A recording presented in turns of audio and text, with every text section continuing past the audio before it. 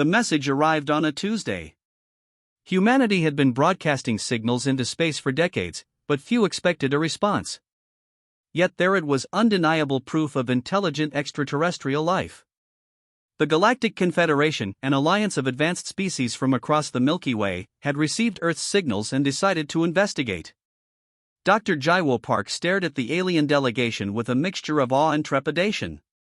As an Olympic decathlete turned xenobiologist, she represented the peak of human physical and intellectual capability, which was precisely why she'd been selected as Earth's representative for physiological testing. The Confederation requires baseline data on all potential member species, explained Director Tae-hyun, her supervisor at the International Space Agency. They want to understand our physical capabilities. 3 weeks later, Jaiwo found herself aboard a massive research station orbiting Jupiter. The gleaming structure housed representatives of 12 different species, each evolved under different planetary conditions. The Science Council, led by the analytical Nevo species, had prepared an extensive battery of tests. "Welcome, Human Park," said head researcher Duri, a tall, slender being with iridescent skin. "We look forward to learning your species' limitations." Jaiwo followed Duri through wide corridors filled with strange sights and smells. Beings of all shapes moved about, some floated, others crawled along walls. She tried not to stare. "Your quarters," Duri said, pointing to a small room. "We adjusted it to Earth conditions." The room was basic but comfortable. A bed, desk, and something like a bathroom. Jaiwo placed her small bag down and took a deep breath. The gravity felt slightly off. "Rest now. Testing begins tomorrow," Duri said before leaving. That night, Jaiwo could barely sleep. Through her window, Jupiter's massive form filled the view. She thought of all the people back on Earth counting on her. She was not just an athlete or scientist anymore. She was humanity's representative. Morning came with a soft chime. A small robot guided her to the testing chamber. 5 aliens waited there with strange machines. They were different species, one looked like a tall insect, another like a furry blob. "First, we measure your basic strength," said Sungo, a blueskin being with 4 arms. "Please lift this." The object looked like a metal bar. Jaiwo lifted it easily. "More weight," Sungo said, pressing a button. The bar grew heavier. Jaiwo strained but kept lifting. The aliens watched closely, taking notes. "Remarkable," whispered one to another. "For such thin limbs." Next came speed tests. Jaiwo ran on a treadmill while the machines recorded her vitals. The aliens seemed surprised by her steady pace. "You continue running despite increased lactic acid?" asked Duri. "This would cause most species to stop." "Humans can push through discomfort," Jaiwo explained between breaths. The testing continued for hours. Jump height, reaction time, grip strength. With each test, the aliens' surprise grew. During a lunch break, Jaiwo overheard them talking. "The human shows unexpected results," one said. "Their world must be harsher than we thought." "Or perhaps our data is incomplete," replied another. After lunch came the pain tolerance test. Duri explained they would apply mild pressure to various points. "We will stop when you indicate discomfort," Duri said. The test began. Jaiwo felt increasing pressure on her arm. It hurt, but she remained calm. "You should indicate when pain begins," Duri reminded her. "It started a while ago," Jaiwo admitted. "I thought you knew." The aliens looked at each other in shock. "You've been experiencing pain without showing signs?" asked Sungo. "For how long?" "About 2 minutes," Jaiwo said. This caused a flurry of activity. The aliens huddled together, speaking quickly in their language. That evening, Jaiwo returned to her room exhausted. On her desk sat a small device with a message: "For tomorrow's endurance test. All species use assistance." The device was a stimulant injector. Jaiwo set it aside. She would rely on her natural ability. The next morning, head researcher Duri met her with new respect in his 4 eyes. "Today we test endurance. You will run until you cannot continue, he explained. Hours passed. Jaiwoo ran steadily. One by one, the alien observers called in colleagues. Soon the observation deck was crowded with diverse beings, all watching the human run. Impossible, Jaiwoo heard one say. Their heart should have failed by now. When she finally stopped, not from complete exhaustion but knowing she should pace herself for tomorrow's tests, the room fell silent. 7 hours, 22 minutes, announced Dury.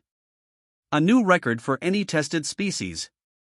That night, messages from other departments arrived.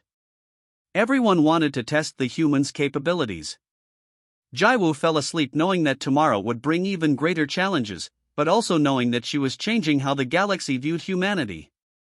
Your planet is what we classify as a death world, explained researcher Miho as he calibrated the testing equipment. His 4 eyes blinked independently as he worked. High gravity, extreme temperature variations, toxic atmosphere components, and dangerous wildlife. Most spacefaring species evolve on much more hospitable worlds. Jaiwoo nodded, realizing for the first time that Earth's conditions might be considered harsh by galactic standards. The initial strength tests surprised the alien scientists. Despite her average human build, Jaiwoo outperformed several species twice her size. Her grip strength particularly astounded them. Remarkable muscle density, researcher Hyojin noted, her antennae twitching with interest. And your skeletal structure withstands significant pressure. But it was the endurance tests that truly baffled them. After running for 2 hours on a treadmill, Jaiwoo was tired but functional. You should be incapacitated, stated Dury, studying her vitals. Your body is producing waste chemicals that signal extreme exertion, yet you continue. That's just what we call pushing through the pain, Jaiwoo replied between controlled breaths. Humans do it all the time. The aliens stared at her with a mixture of horror and fascination. Researcher Miho's 4 eyes widened. You feel pain, and ignore it, he asked. Not ignore exactly, Jaiwoo explained. We acknowledge it, then push past it when needed. The testing room buzzed with excited chatter. Hyojin stepped forward with a clear cube containing a small glowing orb. This device measures pressure tolerance, she said. Please place your hand inside and tell us when the pain becomes too much. Jaiwoo inserted her hand. The orb floated toward her palm and pressed against it. The pressure grew steadily.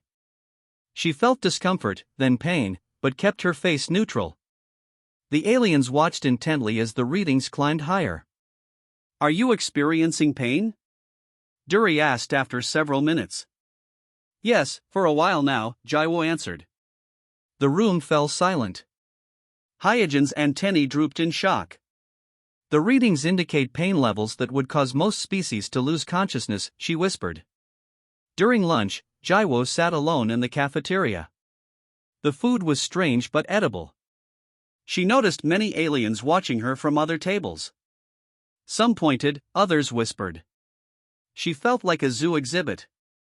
Researcher Donghee, a small purple being with translucent skin, approached her table. May I join you? He asked. I have questions about human biology.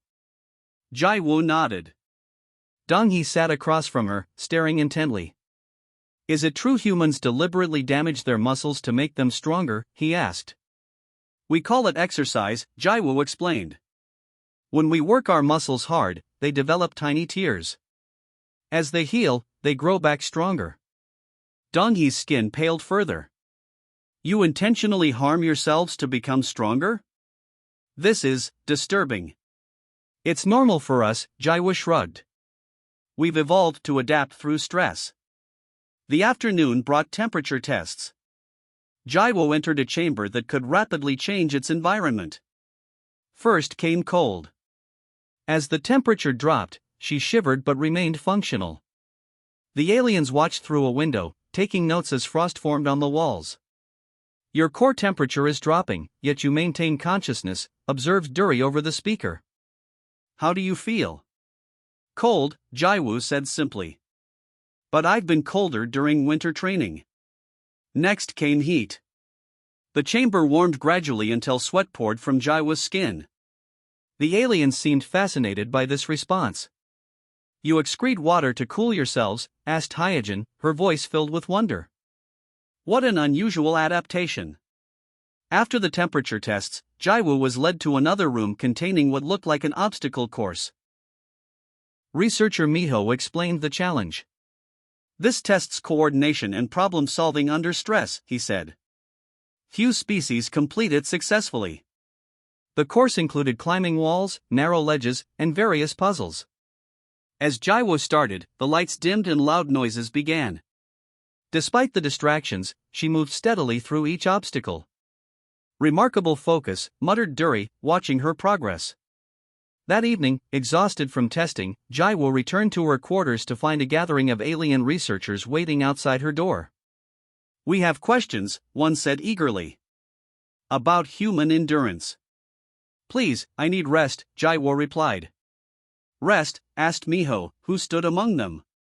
"After all you've done today, you need recovery time?" "Of course," Jaiwoo said. "Humans need sleep."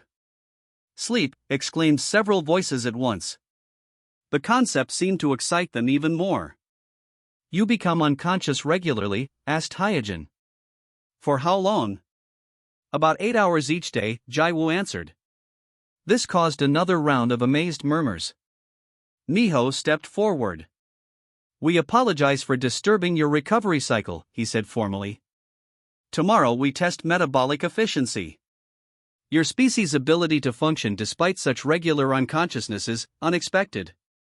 As the aliens dispersed, Jaiwoo caught fragments of their conversation. "Evolved on a death world yet so fragile in some ways. Need unconsciousness but can withstand pain that would kill others. Perhaps the most paradoxical species we've encountered." Jaiwoo smiled as she closed her door. Tomorrow would bring new tests, but she was starting to understand something important: humans weren't just being tested. They were changing how these advanced aliens understood life itself. By the third week, word had spread throughout the station about the resilient human. Researchers from various departments came to observe the tests, fascinated by Jaiwoo's continuing performance. "Today we will evaluate temperature adaptation," announced researcher Kyung, leading Jaiwoo to a chamber with transparent walls. "We'll gradually alter the environment to find your tolerance thresholds." What the aliens considered extreme temperature variations were well within human comfort zones. When they pushed beyond those limits, they were astonished by Jaiwoo's body's ability to thermoregulate through sweating and shivering. "Your species intentionally exposes itself to temperature extremes for recreation?" asked Hyojin incredulously when Jaiwoo mentioned saunas and ice swimming. The tests grew increasingly challenging.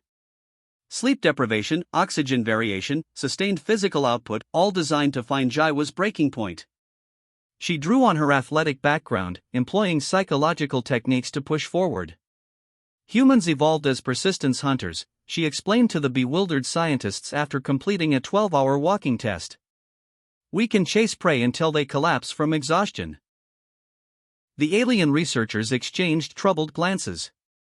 This trait had troubling implications. The viewing gallery was full today. Aliens of all shapes and sizes pressed against the glass. Some had traveled from distant parts of the station just to see the human test subject who kept breaking records. Jaiwoo entered the temperature chamber. The walls were clear so everyone could watch. She wore only a thin bodysuit fitted with sensors. "We begin at your normal body temperature," said Kyung, adjusting controls. "Then we will go colder." The chamber cooled quickly. Jaiwoo's breath formed small clouds. The temperature dropped further. Frost appeared on the walls. Jaiwoo began to shiver but remained standing. "Current temperature matches the coldest habitable region on Velex Prime," announced Kyung. "Their species cannot survive without protective gear at this level." The aliens watched as Jaiwoo's skin turned pink, then slightly blue. Yet she stood firm. One viewer, a furry being, wrapped its 6 arms around itself just watching. "How do you feel?" asked Kyung through the speaker. "Cold," Jaiwoo replied simply. "But not dangerous cold. On Earth, people swim in water colder than this." A murmur passed through the crowd. Kyung turned to Hyojin with all 4 eyes wide. "They swim?" In temperatures below their comfort range? Voluntarily? Jaiwoo nodded. We call it polar plunging. Some people do it for fun. The chamber now began to warm. The frost melted. The temperature rose past comfortable, then hot, then extremely hot. Sweat poured from Jaiwoo's skin, soaking her bodysuit. Your body is releasing water to cool itself, observed Hyojin, fascinated. And yet you don't seem concerned about the loss of fluid. I'll drink more later, Jaiwoo explained. When she finally exited the chamber, several researchers rushed forward with instruments, measuring her core temperature and vital signs. Your body maintains safe internal temperature despite extreme external changes, said Kyung. Most species cannot do this without technology. That night, Jaiwoo found it hard to sleep. The station had altered her quarters, making the room alternate between hot and cold throughout the night. They were testing her sleep adaptation without warning her first. She smiled grimly. The tests never really stopped. The next day brought new challenges. A mask was placed over Jaiwoo's face. This will reduce oxygen levels gradually, explained researcher Bomi. Please perform these physical tasks until you cannot continue. The tasks were simple: lifting weights, stepping up and down, solving puzzles. As the oxygen decreased, Jaiwoo felt her lungs working harder. Her head grew light. Still, she continued. Your blood oxygen is at levels that would cause unconsciousness in most species, Bomi said, checking readings. Yet you maintain function. Humans train at high altitudes, Jaiwoo explained between deep breaths. Our bodies adapt to less oxygen. By afternoon, the tests had drawn even more observers. A tall, important-looking alien entered with an entourage. The researchers bowed slightly. Council leader Woo Jin whispered Hyojin to Jaiwoo, head of the science division. Your tests have caught high-level attention. Woo Jin watched as Jaiwoo began a new endurance test, walking continuously while carrying weight. Hour after hour passed. Researchers took shifts observing her, but Jaiwoo kept walking. 12 hours, announced Kyung finally. You may stop now. Jaiwoo put down the weights, breathing hard but still standing. Her legs trembled slightly. How did you continue? Asked Council Leader Woo Jin, speaking directly to her for the first time. Our monitors show pain signals throughout your muscle tissue. Humans evolved as persistence hunters, she explained to the bewildered scientists. We can chase prey until they collapse from exhaustion. Our bodies are built to endure. The room grew quiet. The alien researchers exchanged troubled glances. You hunt by exhausting prey? Asked Woo Jin carefully. Not with superior speed or strength? We follow animals that are faster than us until they overheat and can't run anymore, Jaiwoo explained. Sometimes for days. A ripple of unease passed through the room. One researcher backed away slightly. Days, repeated Woo Jin. You pursue prey for days without stopping? Jaiwoo nodded, not understanding their concern. Later, as she returned to her quarters, she overheard two researchers talking in low voices. The implications are disturbing, one said. A species that evolved to never give up pursuit. What if they decided to pursue us? Asked the other. Jaiwoo pretended not to hear. But she understood now why they seemed troubled. The very traits that helped humans survive on Earth made them seem frightening to species from gentler worlds. Persistence, pain tolerance, adaptability, qualities that made a good hunter also made a formidable potential enemy. Tomorrow would bring more tests. Jaiwoo wondered what other human traits might disturb her alien hosts. The Council has designed a comprehensive final assessment, Director Dury announced. It combines multiple environmental stressors to evaluate your species' limits. Jaiwoo could tell by the researchers' body language that they expected failure. The test would simulate a rescue operation on a hostile planet, combining extreme gravity, toxic atmosphere, temperature fluctuations, and obstacles requiring strength and dexterity. Halfway through the grueling challenge, alarms blared throughout the station. A containment failure in the propulsion lab had trapped several researchers. The emergency response team couldn't reach them through the damaged sections. Without hesitation, Jaiwoo diverted from the test course. Using the environmental suit she was wearing, she navigated through maintenance shafts to reach the endangered scientists. The very adaptations being tested at strength, endurance, temperature resistance, and problem-solving under pressure enabled her to reach the trapped researchers and lead them to safety. Hours later, as medical staff treated her for exhaustion and minor injuries, the Science Council gathered around her recovery pod. "You abandoned the test to assist others," stated Dury. "At significant personal risk." "That's what humans do," Jaiwoo replied simply. "We push ourselves hardest when others need help." Morning came with a formal announcement. The entire station buzzed with excitement. Today would be the final test, the ultimate challenge to determine human capabilities. Jaiwoo felt the weight of responsibility on her shoulders. The testing chamber had been transformed. Gone were the simple treadmills and strength machines. In their place stood a massive obstacle course with steam rising from some sections and frost covering others.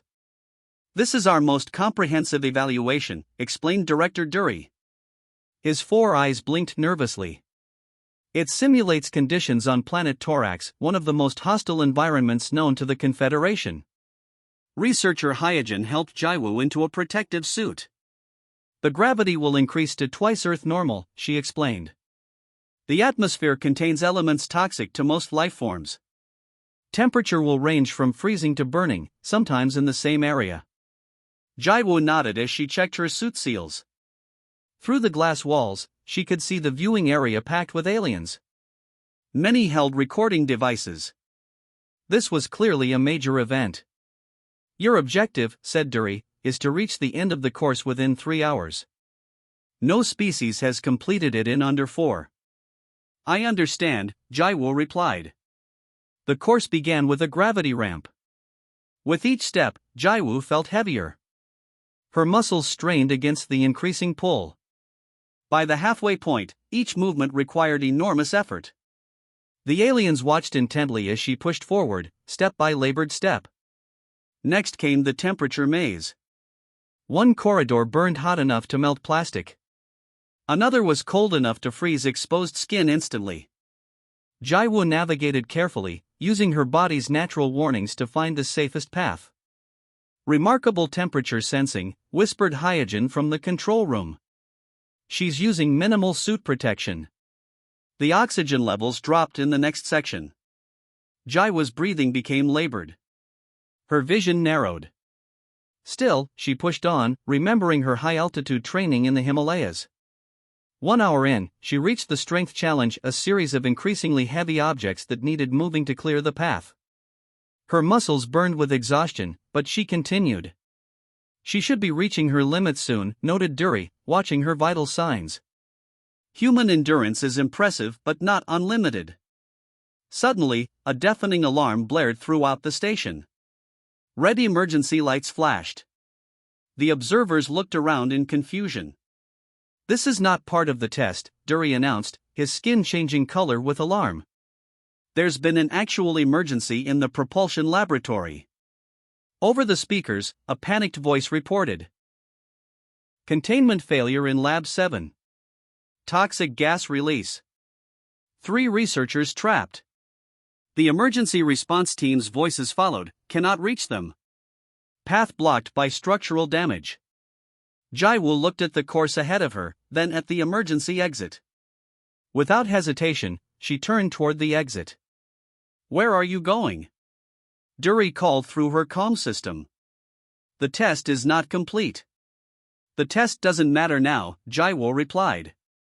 "People need help."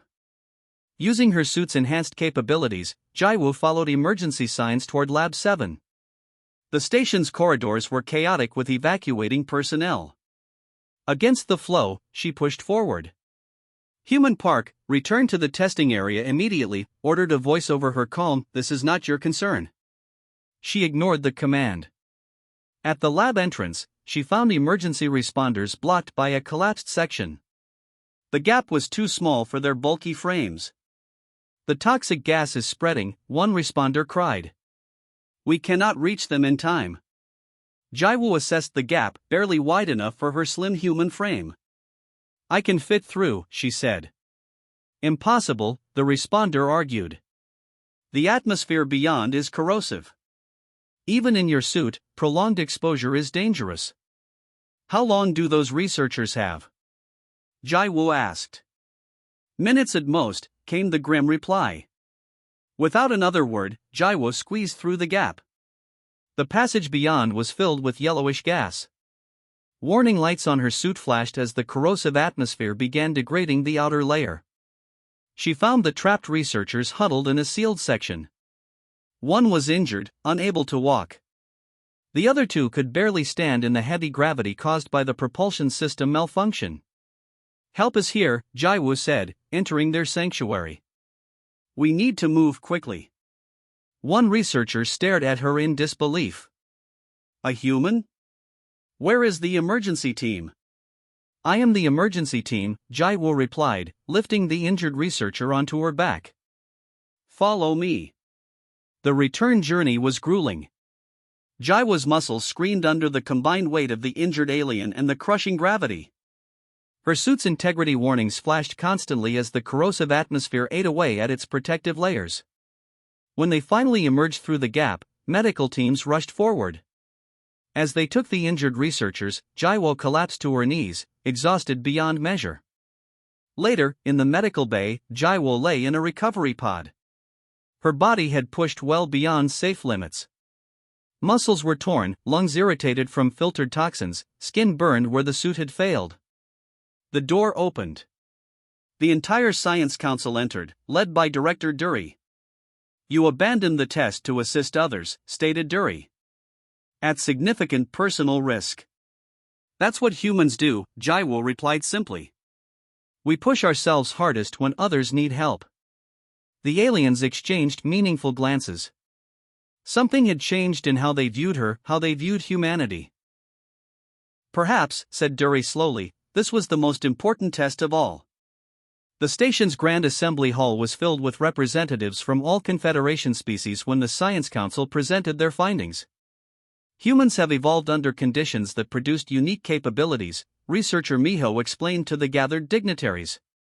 "Their physical resilience, while not exceeding specialized adaptations of other species, demonstrates remarkable versatility." Director Dury stepped forward.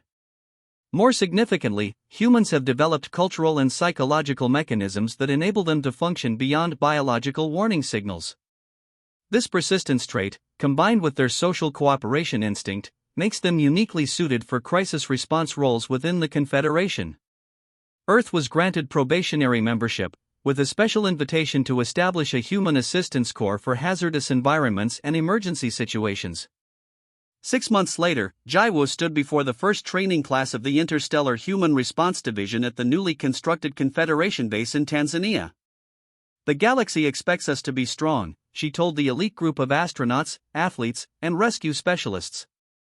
"But our true value isn't just in what our bodies can endure, it's in our willingness to endure it for others."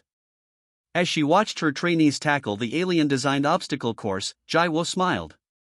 The Confederation had sought to measure human limits, only to discover that, when properly motivated, humans would always find ways to exceed them.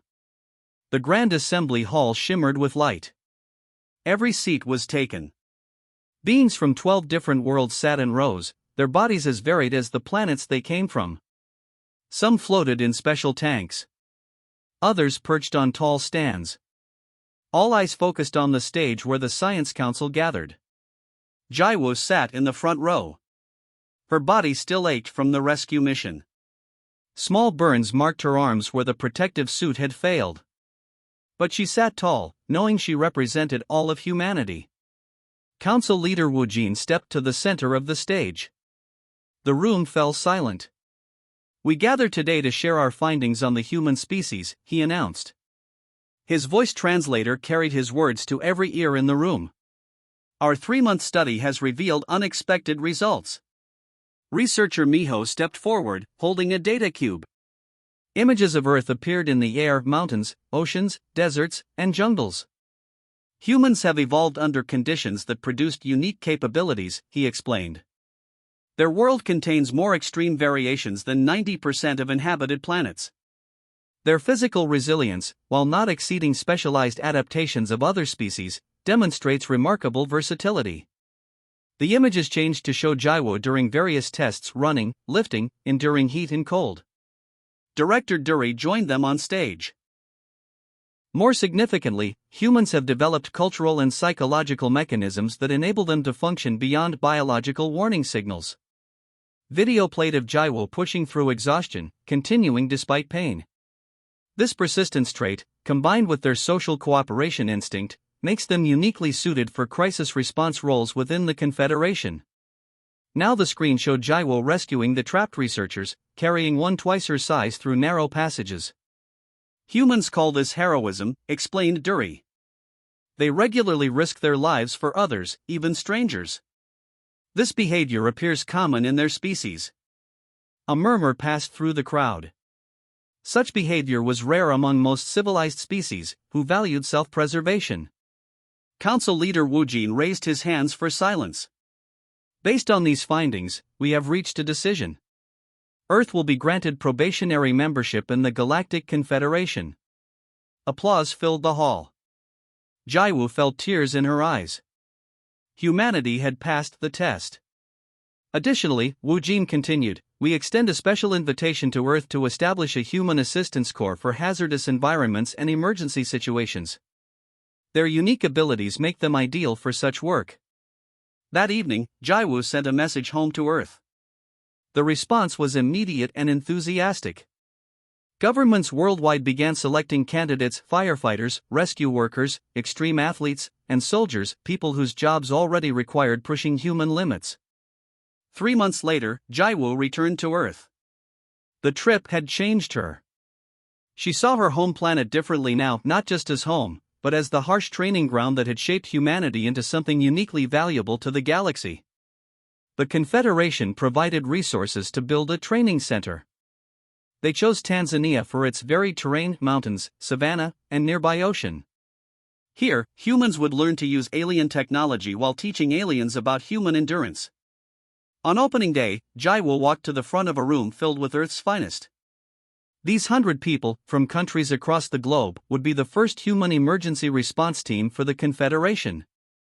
You were chosen because you already know how to push beyond normal limits, she told them.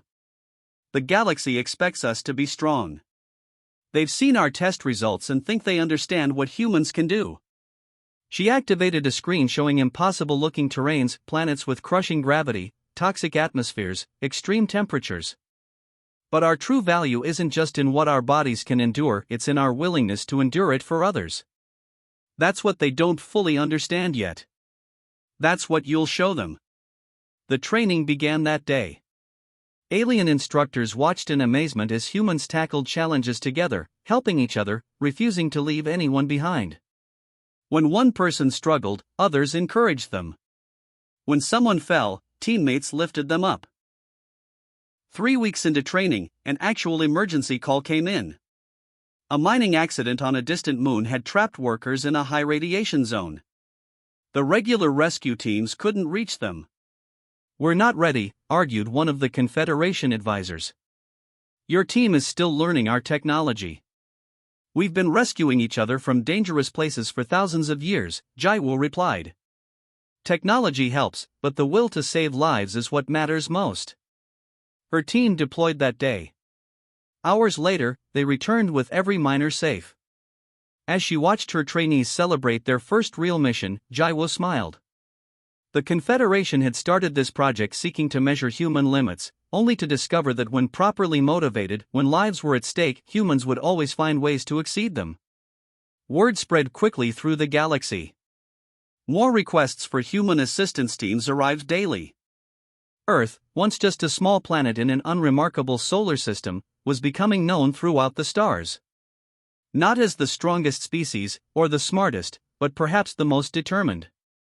And that, Jiwo realized, was humanity's greatest strength. The end.